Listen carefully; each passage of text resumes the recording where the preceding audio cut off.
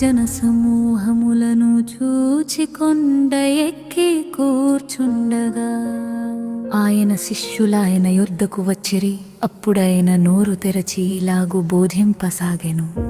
ఆత్మ విషయమై దీనులైన వారు ధూలు, పరలోక రాజ్యము వారిది. దుఃఖపడువారు ధన్యులు, వారు ఓదార్చబడుదురు. సాత్వికులు ధన్యులు, వారు భూలోకమును స్వతంత్రించుకొందురు.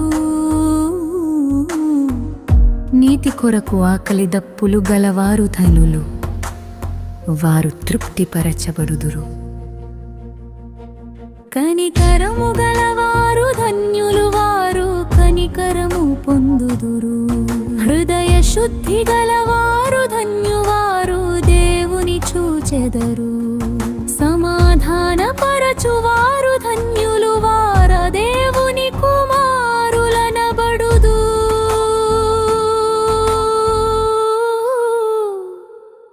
నీ నీతి నిమిత్తము హింసింపబడువారు ధన్యులు, పరలోక రాజ్యము వారిది.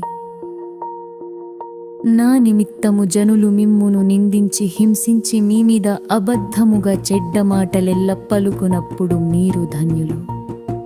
సంతోషించి ఆనందించుడి, పరలోకమందు మీ ఫలము అధికమగును. ఈలాగున వారు మీకు పూర్వమందుండిన ప్రవక్తలను హింసించిరి. మీరు లోకమునకు ఉప్పయ్యున్నారు. ఉప్పు నిస్సారమైతే అది దేని వలన సారము పొందును?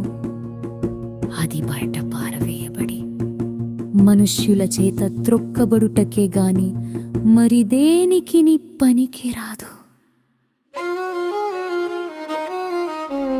మీరు లోకమునకు వెలుగై ఉన్నారు. కొండ మీద నుండు పట్టణము మరుగై ఉండనేయదు.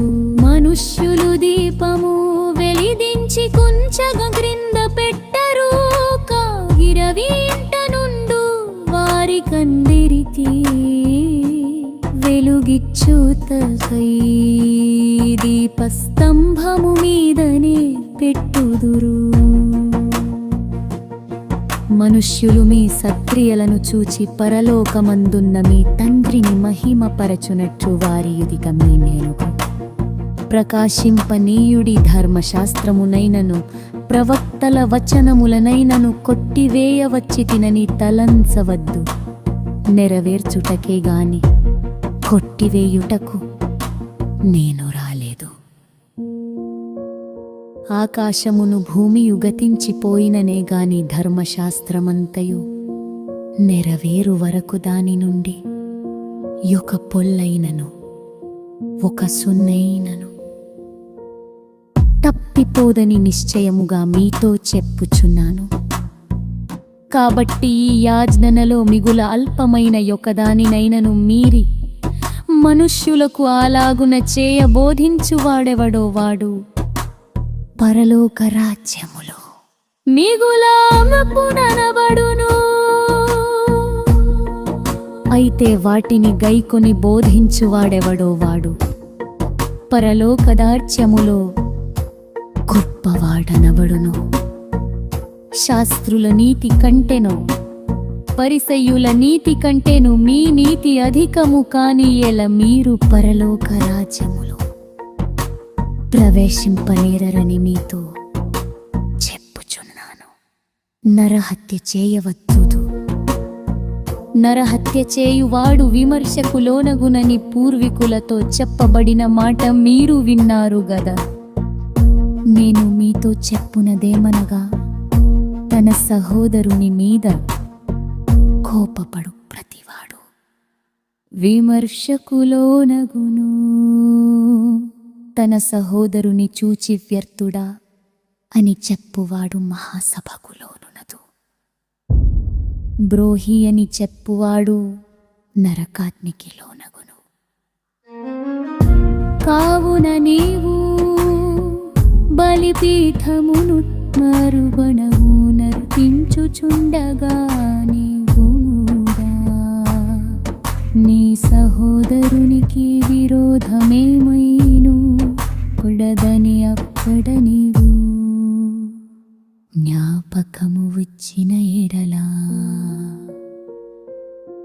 అక్కడ బలిపీఠము నెరుటనే మీరర్పణము విరిచుటట్టి మొదట వెళ్ళి నీ సహోదరునితో సమాధానపడుము.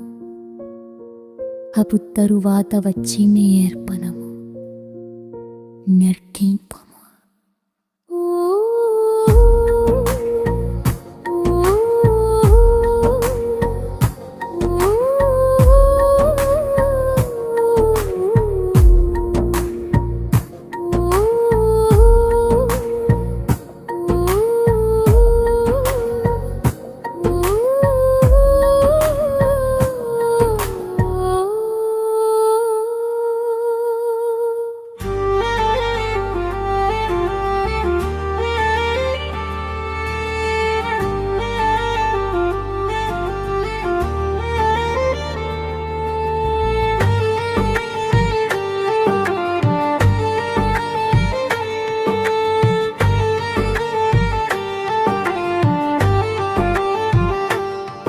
నీ ప్రతివాదితో నీవును త్రోవలో ఉండగానే పరగా వానితో సమాధాన పడుము. లేని ఎడల ఒకవేళ నీ ప్రతివాది నిన్ను న్యాయాధిపతికి అప్పగించును. న్యాయాధిపతి నిన్ను బంట్రోపుకు అప్పగించును. అంతట నీవు చెరసాలలో వేయబడుదువు. కడపటి కాసు చెల్లించు వరకు అక్కడ నుండి నీవు వెలుపలికి రానేరవని నీతో నిశ్చయముగా చెప్పుచున్నాను. వ్యభిచారము చేయవద్దని చెప్పబడిన మాట మీరు విన్నారు గదా. నేను మీతో చెప్పునదేమనగా, ఒక స్త్రీని మోహపు చూపుతో చూచు ప్రతివాడు అప్పుడే తన హృదయమందు ఆమెతో వ్యభిచారము చేసిన వాడగును.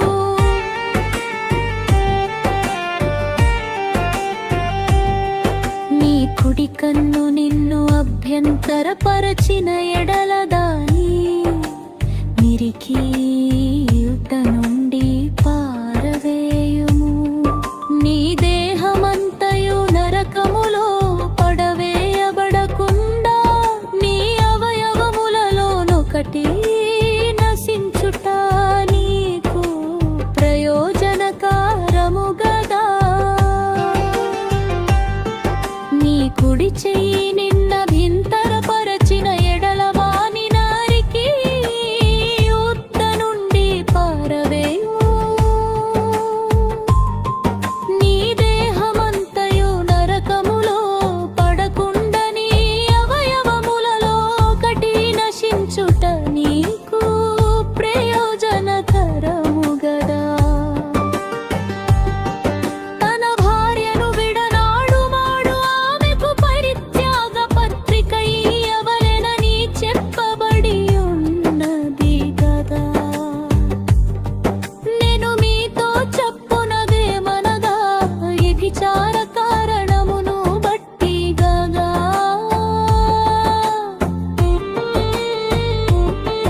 తన భార్యను విడనాడు ప్రతివాడును ఆమెను వ్యభిచారిణిగా చేయుచున్నాడు. విడనాడబడిన దారిని విన్నాడుగాడు. వ్యభిచరించుచున్నాడు. మరియు నీవు అప్రమాణము చేయక నీ ప్రమాణములను ప్రభువునకు చెల్లింపవలెనని